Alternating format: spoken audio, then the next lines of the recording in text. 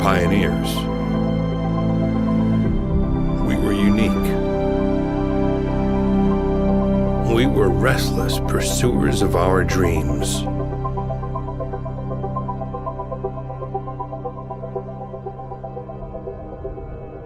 It was the year 2002 when Blizzard Entertainment released the strategy game Warcraft 3, along with a powerful editing tool that would allow players to create their own custom modifications. What started out as one game turned into thousands. But it was only one of them that stood out. A young individual by the name of Yule picked up on ideas of previous modifications and created his own. He called it Dota, Defense of the Ancients. Dota was a mod or a custom map to Warcraft 3, and I think it went as far back as the early Aeon of Strife to StarCraft and everything, so it's probably been there a lot longer than just starting in 2003, but that's where it started gaining popularity. Dota came from a community which had a whole lot of different games, and then they just came up with this wonderful mode. Like, it's just the simplest thing in the world to have Fortress versus Fortress and a couple of heroes in between. And when Dota All-Stars came together, it was a combination of all of these different types of ideas that people had around this game mode and piled it all into one big thing which has been refined over the years. The idea behind Dota was adapted by many others who created their own different versions of it. Some even combined the many into one. But each of them only worked on it for a short period of time, leaving it for others to continue. It wasn't until 2005 that it rapidly gained popularity, when yet another individual called Ice Frog picked up the development and took the chance to devote his life to the game. But what made his work so successful, as opposed to all the others who had tried their best before him? He listened, talking to hundreds of different people every day, asking questions, seeking advice. He skillfully condensed the feedback to produce the game the community wished for. The one outstanding feature Dota has is the fact that there's one guy working on it who's in very close contact with especially the professional scene, but also has an entire team of beta testers, Ice Frog. And he's always monitored the competitive scene, especially very closely to find out what works, what doesn't work, and he continuously released these new updates that make sure that the game is balanced, the game is fun, the meta game develops and everything. And I think that's a big integral part of why this game is so much more successful than a lot of other games, even though there was technically no developer behind it for the longest time, only for the past 4 years or so. And he still managed to get a bigger player base than most other titles. While the community around Dota grew into the millions worldwide, its commercial success remained in the dark. The hard evidence that these player numbers existed was missing. But the community kept believing and did its best to push the game towards being accepted by the public. A bunch of online tournaments at the time then started to get interested in Dota and realized that there was a big market here that was unexplored, but it wasn't an e-sport the same way Counter-Strike or Warcraft and so forth were. During Dota 1 days for tournaments, they were very, very sporadic. I think the only consistent thing that was out there was Farm for Fame and the Dota League. But that was all European Dota. In Southeast Asia, we had something called the Asian Dota Championships, which was played a lot. Like that was probably, I think it was 2 or maybe 3 times a year. and it would run for roughly 2.5 months each time it would go. But that also means there's a lot of downtime. So outside of DreamHack and then ESWC, there wasn't many LAN tournaments, so that when Dota League announced their Dota League Masters taking place in Hanover, every team wanted to go, every top European team wanted to go, despite the fact that we only played for, I think, €1,000 or something. But this was really how much the teams really wanted to compete.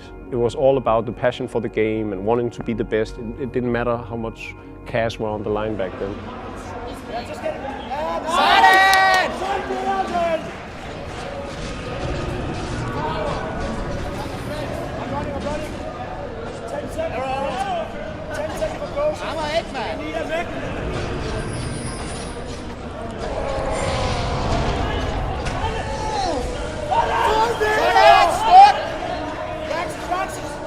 So I think the true juggernauts of that time, King Surf International, SK Gaming, MYM, and so forth were there. There were teams from the Czech Republic, and we had teams from France and everything. There was teams from all over Europe, and it had the very best teams of Europe as well. Just playing for, 1,000 for first place that I believe went to King Surf International. Some stars of today are actually from that team, or at least Kuroki is. I can't remember any other players, maybe Poppy as well. Now playing on Team Secret. And then I took second place with MYM. We had Hani, who has been on Fnatic for the longest time, and I think all the other players of that lineup has now retired since then. And then SK Gaming, of course, with Loda and Ake. So there's definitely a lot of high-profile players of today that were as good back then. They were on top back then, and they're on top now, and they've stuck with the game for the past decade. Without a publisher and just a private individual behind it, no one in the scene was able to make any money. Community websites could make a few $100s through advertisements, which was just enough to pay the servers, but it took hundreds of volunteers to keep them running. And especially the players who saw their chance in competing professionally were struggling. Well, I mean, back then there was no money to be made, right? I just played the game because I enjoy it. That was the most important thing. Like, I don't think you can go into something and, like, you can't go into the music industry and say, I want to make money with it. It's the way it works is the most successful people, they really love doing music, and then they just start doing money with it. It's just how it goes. The teams never really had big enough sponsors. Esports was never big enough that you'd have some big company come to you and say, okay, we will pay $2,000 a month to every player that has their badge, like our logo as a badge on their shoulder. Like, these days that can happen, but back in those days it was almost impossible. By the time Dota 2 hit the community, I think I had student loans for around $30,000. We made no money when we first started commentating. We spent so much. It's not like these days when you've got things like Twitch, who will give you money for streaming. And they take care of all the server hosting and everything else like that. And it's like, well, just keep playing adverts and we'll give you a share of the revenue which is created. The server costs back then were insane. Even just the audio servers. You were paying a substantial amount a month just to have these servers up, even if you weren't using them. And then the video servers, you paid by the bandwidth. So the more people that watched, the greater it was for you, because you're like, yes, we've got more people watching, but 20 people could suck your video server dry. And you're like, well, okay, I've now just managed to spend like $10,000 in the space of 2 weeks because people are watching my video live stream, where you would pray you can get $10,000 worth of revenue when people are watching your stream these days. But money was not the only issue. The game's technology had grown old over the years, and IceFrog was limited to the Warcraft 3 engine, letting him improve and develop Dota only so far. That was hard times. Like, when someone disconnected from the game, there was no reconnect option like we have nowadays. So that was pretty tough. And something that if you've been in the game for a long time, you can definitely remember the atrociousness of having to play on a server located in New York, for instance, when you're a European and you're playing in 2005. That would be a horrendous experience. It wasn't until October 2010 5 years after IceFrog had picked up Dota, that the loud calls of the community would resonate through the internet. IceFrog and Valve announced the successor, Dota 2. It meant the world to everyone involved. I think the most important change that Dota 2 brought with it was the recognition and acceptance outside of what Valve was doing. So suddenly you have all these esports organizations who want to pick you up. There's tons of sponsors with a keen interest in the game just because of the sheer publicity and the fact that Valve, one of the biggest publishers in the world, suddenly is developing the game and everything. So everyone was jumping on the Dota train. So Counter-Strike were talking about it, Warcraft were talking about it, StarCraft was talking about it, everyone was talking about it. And I felt that this was a monumental point in my career where I could finally, be proud of the game I played and show the world that this game deserves every bit as much recognition as any other title in the esports hemisphere. While the community and professional players were used to Dota 1 for almost 8 years, Dota 2 was just over a year and a half into development at Valve. The new visuals and gameplay had a different feel than the original Dota, and the community's first reactions were mixed. So a lot of people were really disappointed with, my hero doesn't look like it should, or these things in the map should be a little bit different, or I'm disappointed with this, and this. And at the beginning, the game got a lot of criticism and people seemed to not like it, and a lot of people said, we will never switch to Dota 2. This is not like our good old game. I remember the Skeleton King one was the most hilarious one. The Hellfire Blast ability was literally a skeleton farting. Like, that was his first ability icon, and they had so much fun with these initial things. I actually kind of like the initial joke ones that they made more than I do the current ones right now. But it was really funny because they just have the Valve placeholders. It was quirky, it was funny, it was all this kind of jazz. When I first got bad at Key, I was sitting in my studio inside the arena in Kiev, and I was not allowed to show the game to anyone. I signed DNA, but of course I showed it to our stream director, to Alexander, and we were sitting together downloading Dota, and we were like in closed studio, and we launched Dota. It was like, wow, the first game I played was just started the game. I chose the Leshrac, and it was like, oh my god.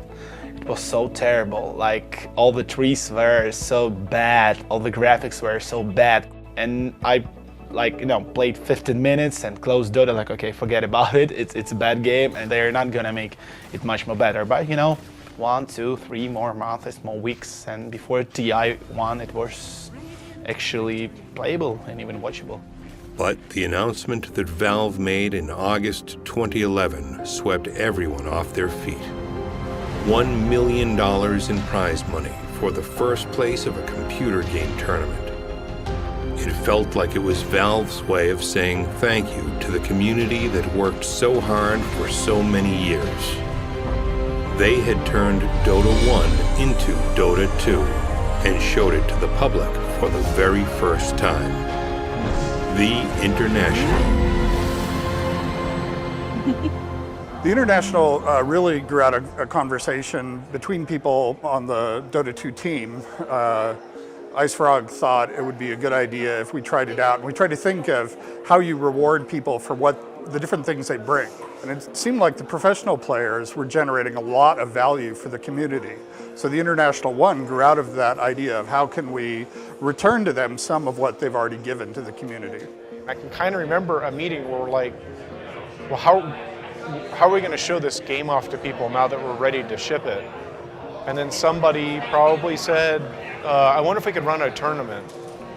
And then somebody probably said, let's make the prize pool really big. And it just kind of grows from there. Next thing you know, a designer's coming up with a name for it and building graphics, and then we're on a plane to Germany. When I first heard about the International, there was like this sense of euphoria because it wasn't just, even if it was $50,000, I'd be like, wow, that's really, really cool. I can't wait to play for this. Then they announced that it was $1.6 million, and you were just like, what? There was literally no money to be made, and suddenly there was millions to be won. It was crazy back then. I remember people went crazy over it. It was huge money in esport. Nobody could even understand that that's for real. That's real, 1 million. So for me, it was something incredible. I needed like 2 or 3 days to actually believe in this. I think the most enjoyable part was not the announcement of it or the fact that we had something to look forward to. It was participating in the actual tournament that really stood out to me because of the attention it got, but also the treatment that you received from Valve, and everything ran very smoothly and very professionally. And you know, the first international was at Gamescom, and you had everyone just standing in huge amounts of crowds outside of the booth, just trying to get a glimpse of this $1 million tournament, but also the new title coming up from Valve. Well, it's flattering to think that people would think that we actually knew what was going to happen. We absolutely didn't. We looked at it reasonably simply. This was a really fun thing for us. Our fans seemed to really enjoy it. Let's just kind of keep investing in it and see where it would take us.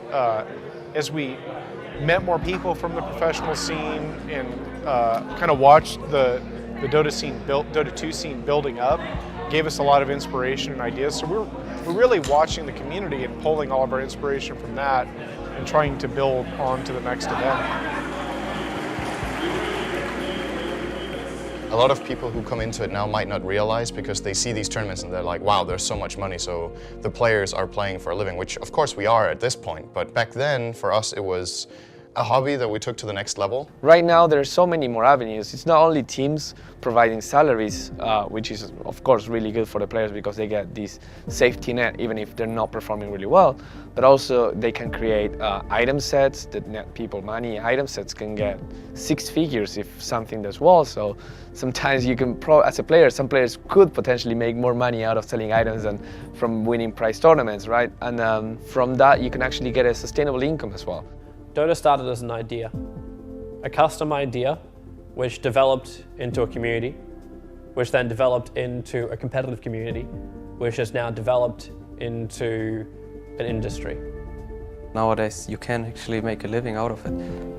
Player, organizer, whoever you are, if you want to be part of esports, if you're ambitious, you can actually make a living out of it nowadays. So it's definitely a success.